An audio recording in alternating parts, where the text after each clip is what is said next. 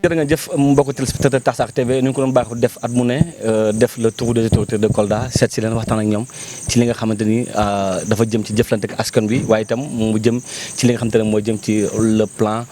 ci jëm ci politique du moins parce que xam ngeen ni que ni ku wax autorité locale wax tamit li nga xamante ne mooy langue politique bi ñu seet si ki nga xamante ne mooy président Fabouly Gaye ñoo waxtaan ak moom tuuti rek ci li nga xamante ne moom la dund ci at bi nga xamante ni mooy atum bi nga xamante ne mooy atum 2021 bi ak li nga xamante ak askan bi la président ñu ngi leen nuyu. maa ngi leen di sant di leen gërëm di leen nuyu. alors président ku wax président Fabouly Gaye xel dem ci coalition Ndiadène tey fan la toll ak li nga xamante ne liggéey bi fan la toll fu mu toll. waaw dama bëggoon ngeen may ma d'abord ma ziar ñëpp di ñaanal ñëpp yokkute leen ñaan ngeen baal ma ak ñun baal nañ ñëpp ak yàlla nañ yàlla yokk yàlla sutura ñu sàmm ñu aar ñu yàlla dimbali ñu ba Kolda doon Kolda bu ñu bëgg xol yi doon benn ñëpp juboo ñëpp bokk ndey ak baay ñuy demalante di waxtaan suñu biir di xalaatandoo di xàccandoo di dóorandoo loolu bu ñu ko amee Kolda dina neex yàlla nañu ko yàlla may ngeen baal ma ko baal naa leen ak bu loolu weesoo ma bëggoon lancer un appel pressant rek acteurs politiques yi pour que ñu góorgóorlu bañ a fàtte ne dëkk bi ñoo ko bokk quel que soit ce qui peut nous opposer parce que mënul ñàkk mënoo am benn démocratie mënoo am benn relation ak nit ñi bu vertical rek léeg-léeg day jaxasoo léeg-léeg mu taxaw léeg-léeg mu dëgër quelle que soit la situation ñu bàyyante xel ku nekk di déglu moromam ku ëppale nit ki li mu amul nga xool nu nga ko si jàppale ñu gën a bàyyi xel si askan bi c'est important lu tax mooy wax loolu chaque fois bu événement jotee da ngay dem ba fàtte ne ndimbalu mairie c'est pour toutes les populations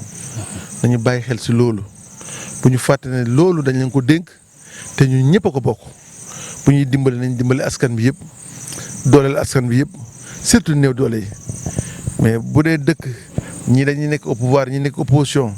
ngay exercer noonu di fonctionner noonu day dem ba day yàq carrément diggante yi day dem ba day indi animosité entre les gens mais lu gën a rafet ci dëkk bu wàllu ndimbal jotee bul xool couleur bul xool kii fii la jaar wala fii la jaar defar rek te yàlla tax xam nga ndax comprendre nga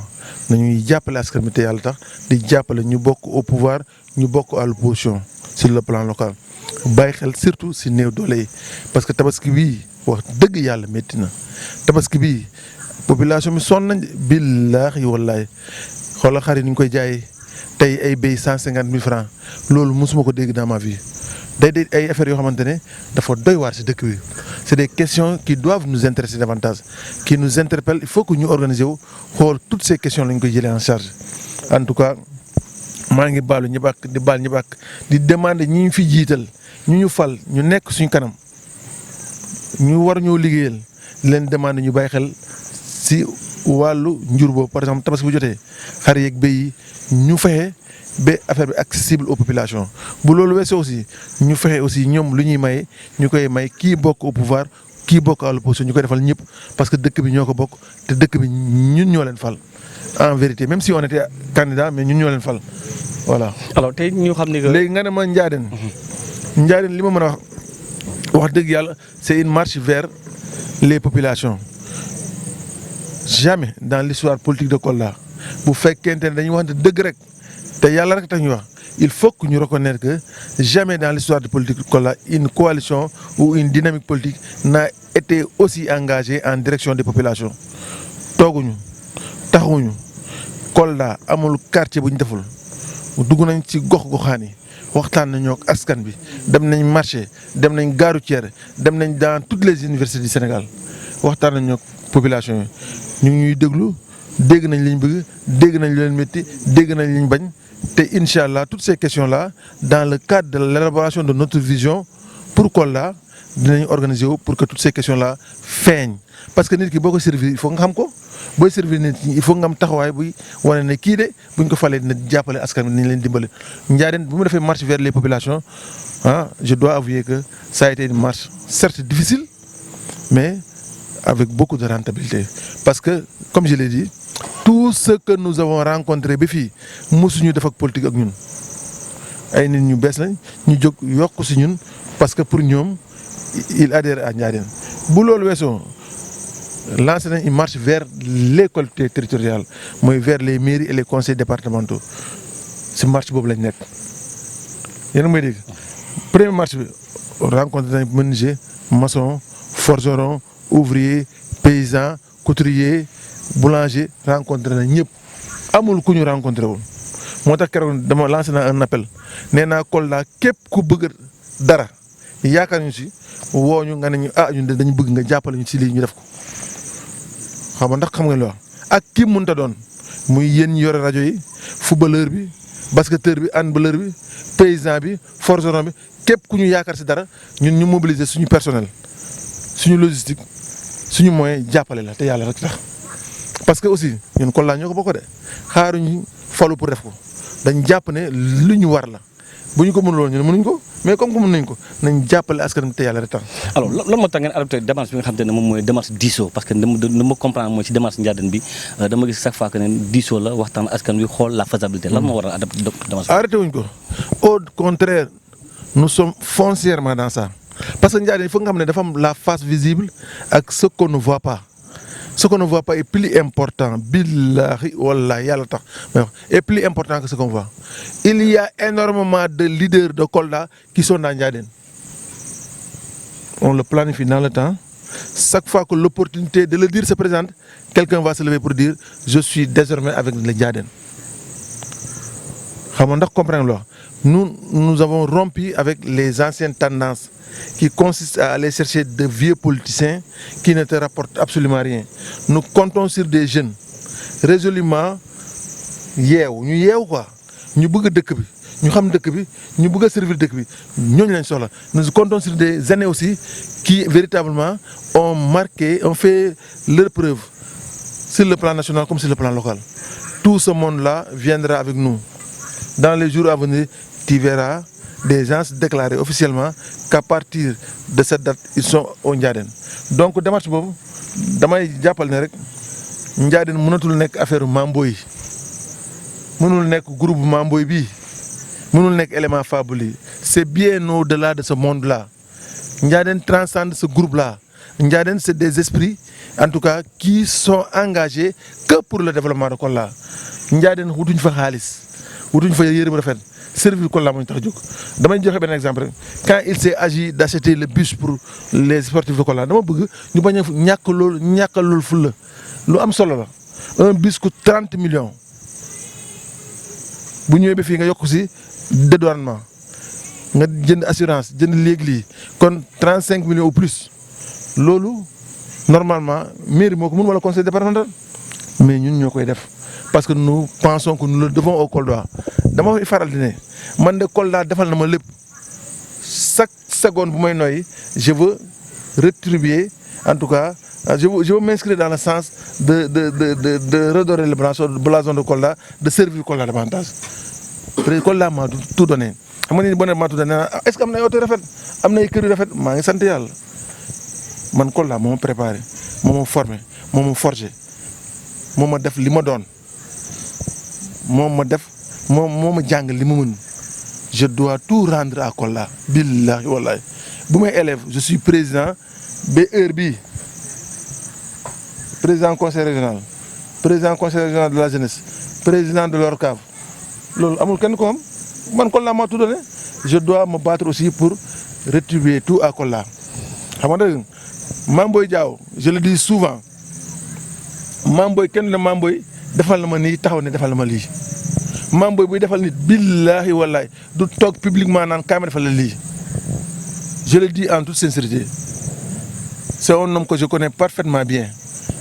sama xarit la balaa ñuy ànd dans le cadre du projet Ndiadène actuellement projet Ndiadène moo ñu boole mais sama ànd ak moom loolu mobile la c'est l'une des motivations qui ont présidé notre collaboration Mamboy musul defal nit ne defal naa leen de musul yéene nit dara mën a la diw dinaa ko defal de day def te kenn du xam kenn du dégg keroog rek Daouda maa ngi dégg mu naan diw génnal li nga posté Facebook parce que Mamboy li neex ko mooy bu Mamboy yóbbee booy bi kii Dakar pour faj ko te loolu mooy dëgg doxuñu si puukare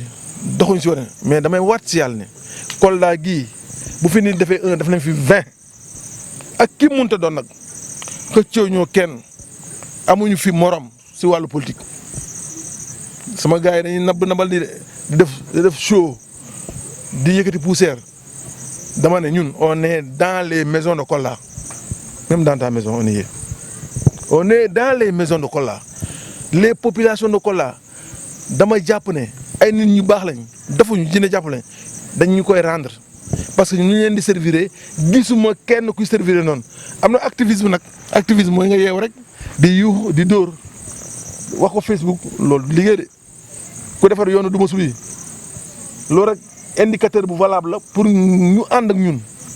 dama ne yoon bii du ma su camp militaire ba yoon aéroport ku defar loolu wax dëgg yàlla bu fekkente ne développement Kolda moo la tax a jóg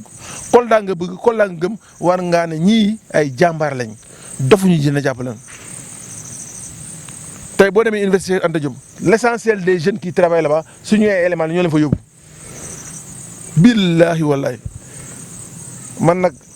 je ne peux pas parler de moi quand je parle de Ndiaye c'est bien au-delà. Cette organisation en tout cas je ne dis pas qu'elle est parfaite mais elle va relever énormément de défis tey suba ak ginnaaw suba. président ñu ngi lay remercier kaddu gi en tout cas neex na. man kaddu gi xanaa jeex na. mais jeex na parce que timing bi. tu n'es pas sérieux tu n'es pas sérieux. non maa ngi xëy exclusivité bi parce que ay yoon. waaw maa ngi leen di sant di leen gërëm. damay dellu rek ne dëkk bi ñu ngi inviter tous les acteurs politiques à venir se joindre à nous xëccoo ñoo kenn billahi wallahi xëccoo ñoo kenn amul benn forme de rivalité entre un leader local ak ñun. ñun on veut servir Kolda loolu moo ñu tax a jóg lépp lu ñuy def lu baax Kolda le mérite parce que Kolda moo ñu préparé ñun moo ñuy def lu ñu doon Mamboy Kolda moo ko def Mamboy fii la jàngee fii du mosu gi amul kër gu mu fanaanul fii amul lu mu fi deful man c'est la même chose kon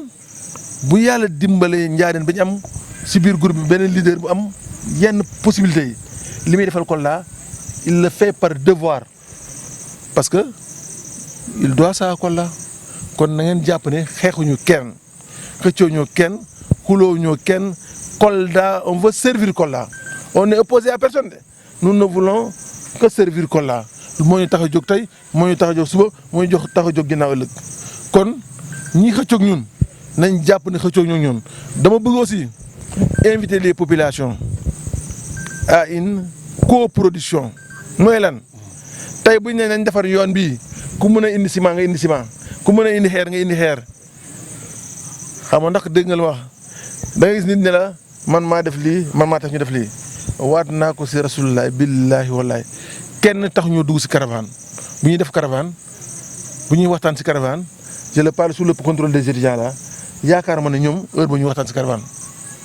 parce que pour ñun il faut aider les Kolda venir prier duñ sant yàlla loolu ils sont venus prier en masse nañ ko sant yàlla te defuñu ko ngir puukare defuñu ko ngir toroxal étudiants yi ils nous ont sollicité nous les avons aidés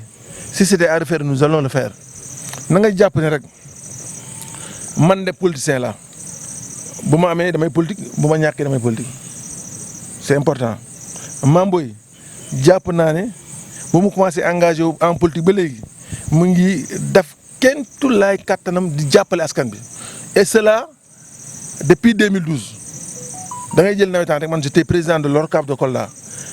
li muy pare ne nawetaan fu muy jëlee nawetaan fu mu yóbbu nawetaan wax ma ne kenn mënu ko de mais kenn def ko nañ ko santé te yàlla tax gis nga étudiants yi université Gaston Berger 5 millions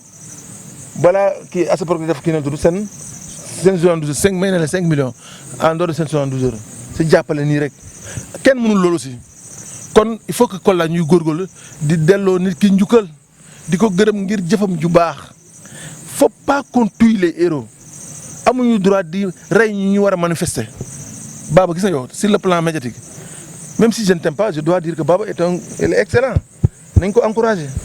même si je n'aime pas Gilles war naa wax ne Gilles mi jàmbaar la parce que mu jóg ma ne la Kolda de la même manière quand quelqu'un tête parce qu'il occupe une position il faut le renforcer pour qu'il continue à t'aider je lance cet appel nee naa tout le temps Mamboy lu muy defal askan bi parce que dafa nekk si position boobu moo tax ma koy defal askan bi da bu fa nekkul askan bi mën a def kon bu ñu bëggee mu yokk aussi dañ koy jàppale nañ nit ñi delloo seen xel man j'ai fait le tour des universités en 2 semaines je suis même allé avec Dev Kémo ah ñoom Zakaria ñu mu dem ànd nañ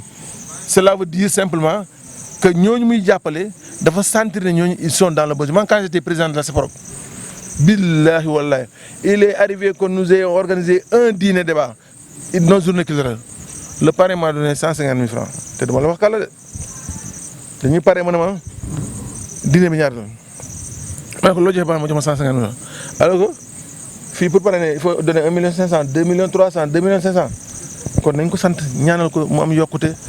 nekkuñu ci compétition këccoo ñoo kenn xuloo ñoo kenn nous ne voulons que servir Kolda maa ngi ñaan daal ñi ànd ak ñun ñu bàyyi xel ci loolu waxuñu kenn dem xuloo Facebook de waxuñu kenn saaga mag waxuñu kenn manqué respect nit loolu du suñu combat du suñu sacerdoce wóorut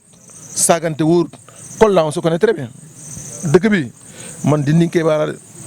xam naa lu mag xamul billaahi wallaahi fekkee naa lu bëri nañu bàyyi di saagante di yàq deru nit ñi di tuumalaate baaxul ñu góorgóorlu ku nekk fi nga nekk nga nekk ngay ñafe foofu di respecter say adversaire loolu dafa am solo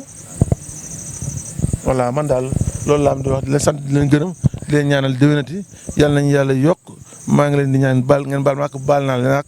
vraiment je suis très fier Taïs Art aussi comme je le dis chaque fois que vous m'entendez le micro je profite de cette opportunité pour vous encourager davantage à vous battre nee na dans une marche ce qui est important c'est d'arriver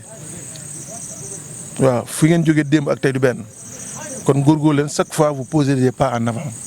chaque fois ngeen di am yokkute chaque fois ngeen di am avancement te xam naa lu mën a ne parce que Baba c'est un leader il aime ce qu'il fait sa baax